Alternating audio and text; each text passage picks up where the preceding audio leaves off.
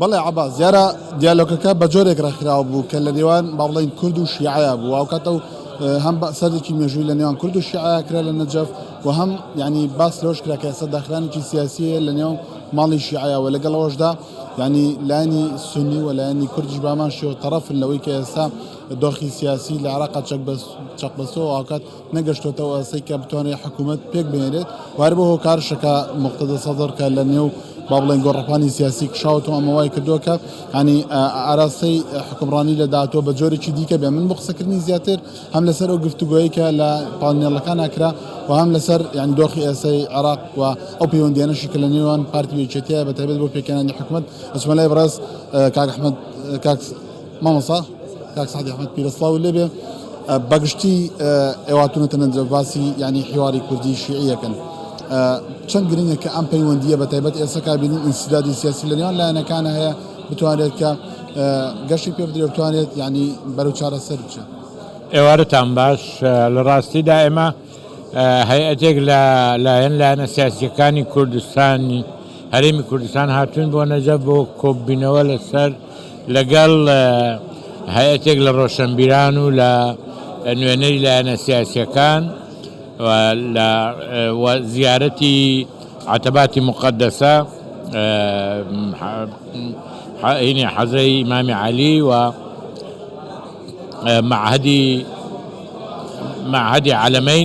معهدی عەلەمەین کە لەلایەن فەخامەت ڕەئیس مام جەلال و لە ساڵی 2008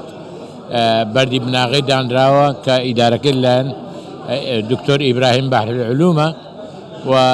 لە هەمان کاتیشدا لەگەڵ چەندین کەسایەتی گرنگی ئەم دەبەرە ئەم نەدوێ ڕێکخراوە لەلایەن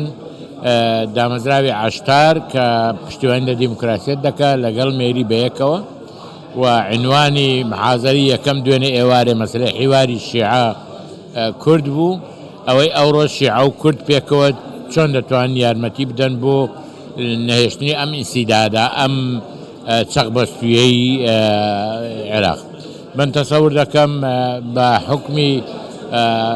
دەوری شیعە و ئەکسەرێتیان ناو پەرلەمان و هەروە چالاکی لایەنە کوردستانیەکانیش بەیەکەوە ئەگە بتوانین ئەوان بەیەکەوە کێشەکانی ناوخۆیان چارەسەرکەن و ئێمە لە هەرێمی کوردستان کێشەکانی خۆمان چارەسەر بکەین ئێمە بەیەکەوە دەتوانین بینە چارەسەریەکی گونجاو بۆ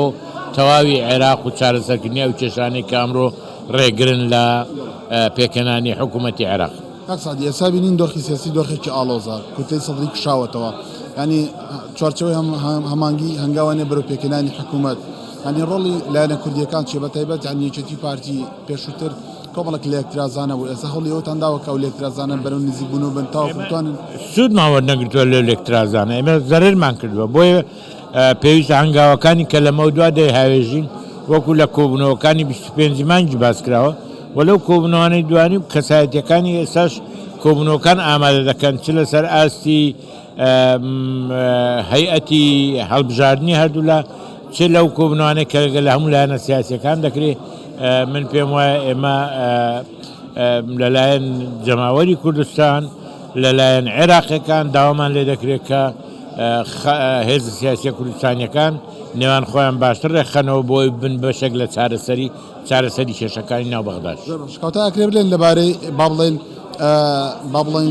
ئەو دۆخی سیاسی کەسەوە ئاماژەوان پێکرد چەقبەستەوە ئەوکات سەرۆکۆماری ینی پرسێکی گرنگ بوو بەتایبەت لە ڕابردووە لە نێوان یەکێتی پارتیە ناکۆشیە بوو لەسەری کەواتە ئەکرێ بڵێن هەنگاودا بوو. نا من پێم وان نییە مەوزوع سەرۆکۆمار بیوە سەرۆکۆمار ڕێگر بوو بێ ئەو مەوزوعێک بوو بەهانە بوو بۆ ئەم کێشانێک کە لەو پێشتر لەسەر مەسائلی تر هەمان بوو ئێمە و پارتی لە خوێندنەوەی یەکتریدا زۆر جار بیرەوە دەکەینەوە خۆ کەس کێشمان دەست ناکەوی هەروە هەموو جارش پاش بیرکردنەوەی دیسان دەگەڕێنەوە کەسکەمان لە یەکتری باشتر دەست ناکەوێت بۆ ئەوی پێکەوە حکومڕانی بکەین و لە ڕووی ژمارەشەوە کەسکە ممکن نابێ بۆیە پێم وایە کات بە فیڕۆ نەدەین ئێمە محکومین بەوەی بەیەکەوە ئیش بکەین و ئەو کێشانێک کە دێنێ پێشێ لە سیستێمێکی فراحیزبی شتێکی تەبیعیە هەر حیزب بۆ بەژەوەندیانی حیزبەکەی خۆی چارەسەر دەکات بەڵام دەبیرمان دەچێت کە بەژەوەندی هەرە باڵا بۆ هەمومان بەرژەوەندی میلەتەکەیە. زۆر باشە یعنی لە دووسێ ڕۆژی ڕابردوو هێرشێکی زۆر کرا سەر چەلگەی دەوتی کۆڕۆمار ئێوە کوچێتی نیشتمانی چاڵ وێستێکتانەوە چ ڕێکارێکی ئەمنی لەو سنوورە گیراوەتە بەر تاوکوتان چەلگەن و تێکامە پێمە ئەمە شتێکی زۆر گرنگ نییە پێویستە یعنی دەنگ و سەداکەی زۆر گەورەتە لە ئەسلی مەوزوعەکە ڕەنگە جەماعەتێکی زۆر بەکرێ گیرا و شتی وایان کردبێ دامەزراوە ئەمنیەکان و پێشمەرگە خەریکی تەمشیدکردنی ناوچەکەن ئینشاءالله بە زووترین کات دەدۆزرێنەوە دەرکەوتووە کە چلایەنێک لە پشتێ هێرشانەوە لا من نامێت لە ساو مۆزوعات تعلق بدەم ئەوە ئیشی ئەو کەسانەیە کە بەرپرسیاری ئەمنی ئەو وەنەوچان زۆر باشە بەڵێ یعنی دەوتی ئەم جۆرە بابەتانە یعنی قوڵن بۆ جۆرەنی کە یعنی ئەمە پامی تایە ئەمە پامی تای بۆ پێکردانی حکوومەت کۆمەڵی پامی دەرەکی تایە لە ڕووی ئیقلیمیەوە لە ڕووی وڵاتانی تێدابی لای ئێمە پیرۆستترین شت ئەوەیە پرۆسەی سیاسی بەردەوامبی یەکڕێزی لە کوردستان تحقیق ببی و ئێمە لە کوردستان هاوکار بین بۆ پێکەنانی حکوومەت لە عێراق و کێشە هەڵواسراوەکەمانمان لەگەڵ لایەنە عێراقیەکان بە تایبەتی لەگەر شیعەت چارەسەر بکەین و ئەو گفتوگویانە کە ئێستا ئێمە ئەو ڕۆبۆ هاتوون ئەوەی کە ئەندام پەرلەمانەکانمان لە ناو پەرلەمان دەیکەن و لە داهاتوودا ئێمە لە پارێزگاکانی تر دەکەین و بەردەوام هاتنمان بۆ نەجەف گرنگە لە ناو شیعەتەن تەنها بۆ شیعی عێراق بۆ هەموو شیعی دنیا بۆیە پێویستە گرنگی زیاتری پێ بدەین و هەمیشە کێشەکانمان بێنی لێرە لەگەڵیان باس بکەین و داوای یارمەتی و پشتیوانیان لێ بکەین ئێماکەم بە دو پرسیار حکوومەتی داهاتوو ئەگەر پێک بێنێت کەس لە ئێستاوە با بڵێن بۆ پێی کە کوتلی سەدری لە دەروی معادلەکەیە ئەنی دانی خێری پیانانە یاخود زۆر گەشتبینی نابینێت دەوتێت دۆخەکە ئاڵۆزە بێت دەوتێت شقامە جۆڵێت ینی پێتان وایە کەشتی لەم جۆرە ڕۆبدا یاخود ڕۆڵی کوتلی سەدری لە داهاتووە چیە بێت تەسەور دەکەم ئەوەی ئەوان کردیان لە هیچ چوارچێوەیەکی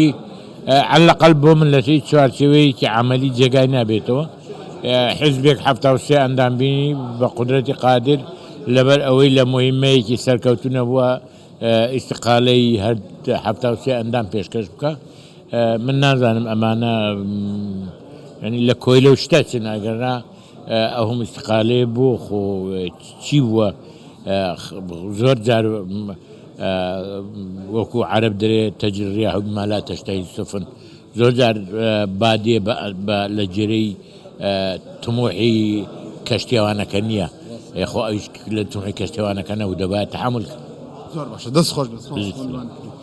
کەواتاوەی کە جۆبسی بووین ینی کۆمەڵک زانیاری بوو هەم لە سەر ئەم پانێڵێکی ئەمڕۆ لە نەجەف ڕێکخراب لە نێوان شیع و کوردە و هەم لەسەرەوەی کە ئێستا دۆخی سیاسی کە دۆخێکی چەقبەسوی و ئاوکات گەشتێتەوە ئاسەی کە ینی ڕۆن نییە کە لە داهاتووە حکوومەت بە چی میکانیزمێک پێکەنێ و ڕۆڵی کورد و سونە ینی لە حکوومەتی داهاتووە چیە بێ بۆی ئەمە هەموو ئەمانە وای کە دۆکە بە بەردەوام لە ئێستا هۆڵی ئەوە بدرێکە تا دوای جەژن کە با بڵێن دەی حەوت يعني فصل تشريعي شو ورزي برلماني عراق طاوبه يعني ام گفتگویانە چڕە بنەوە بۆی بتوانێت ئامادەسازی بکرێت لەگەڵ دەست پێکردنی دانیشتەکانی پەرلەمانە حکوومەتیش پێک بهێنێت